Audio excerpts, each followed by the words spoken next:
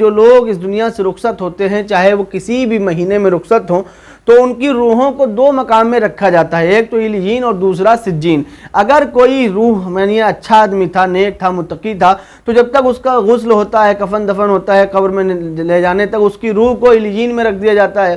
اور اگر کوئی برا ہوتا ہے، کوئی فاسق و فاجر بددین ہوتا ہے، منافق ہوتا ہے، تو اس کی روح کو پھر سجین کے اندر قید کر دیا جاتا ہے، اور پھر جیسے ہی وہ قبر میں رکھا جاتا ہے، لوگ اس کو مٹی ڈال کر واپس آتے ہیں، تو پھر اس کی جسم میں وہ روح لوٹائی جاتی ہے، پھر حساب اور جواب کا سلسلہ شروع ہوتا ہے۔ بعض کہتے ہیں کہ سینے تک ہی لوٹا دی جاتی ہے تاکہ حساب کتاب ہو جائے، بعض کہتے ہیں کہ پورے جان میں روح اس کی لوٹا دی جاتی ہے، تو اسی طرح پھر اس سے سوال جواب ہوتے ہیں۔ تو یہاں پر مسئلہ یہ نہیں کہ اس کو دوسرا جنم مل گیا یا دوسری زندگی مل گئی، مسئلہ یہ ہے کہ انسان مرتا صرف اتنی دیر کے لیے ہے جتنی دیر وہ ہمارے سامنے ہے، ہم سے کلام نہیں کر سکتا، ہم سے بول نہیں سکتا، لیکن جب وہ قبر میں جاتا ہے تو پھر کنٹینیو اس کا ہو جاتا ہے۔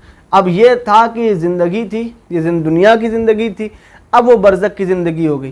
اب اس نے یہاں جو ایگزام دیے ہوں گے، یہاں جو اس نے پیپر دیے ہوں گے، اس کے مطابق اس کو وہاں رزلٹ ملے گا، اور اسی کے حساب سے اس کی نوکری لگا دی جاتی ہے وہاں۔ اگر یہاں اچھی پڑھائی کی ہوگی، اچھا معاملہ کیا ہوگا، تو پھر قبر میں جا کر اس کا اچھا رزلٹ اور اچھی نوکری اسے مل جائے گی۔ اگر یہاں اس نے کم شریعت کو بالکل لتاڑ لگا دی ہوگی، شریعت کو ٹھکرا دیا ہوگا، یہاں اس نے برا کام کیا ہوگا، تو جب وہ قبر کے اندر جائے گا تو پھر اس کا رزلٹ بے حد خراب آئے گا، فیل ہو جائے گا، اور پھر اس کے اوپر سخت سخت عذاب ہوں گے۔ اسی طرح بس آپ سمجھ لیں، یہ سمجھانے کے لیے میں نے آپ کو بتایا تاکہ آپ کے ذہنوں میں یہ بات پہنچ جائے، اور ہم یہ دیکھیں کہ دنیا ہمارے لیے صرف ایک قید خانہ ہے، کچھ نہیں ہے اس دنیا میں، کچھ نہیں ہے اس دنیا میں۔ اصل زندگی جو ہے مرنے کے بعد ملنا ہے، قبر میں جانے کے بعد میں ہی ملنا ہے۔ جب منکر نکیر ہمیں آ کر کھڑا کریں گے نا، بس وہی سے زندگی ہماری شروع ہوگی، اور یہی اصل زندگی ہے، یہی زندگی ہے، ورنہ یہ تو سب دکھاوا ہے۔ ہمارا امتحان گاہ ہے دنیا، جگہ ہمارے لیے اس لائق تھوڑی ہے کہ ہم اس کو حسرت سے دیکھیں، دنیا کو اس حسرت سے دیکھیں۔ حسرت سے دیکھنے کے لیے دنیا بنائی ہی نہیں گئی مومن کے لیے۔ مومن کے لیے اللہ کے رسول صلی اللہ علیہ وسلم ارشاد فرماتے ہیں، مومن کے لیے دنیا قید خانہ ہے۔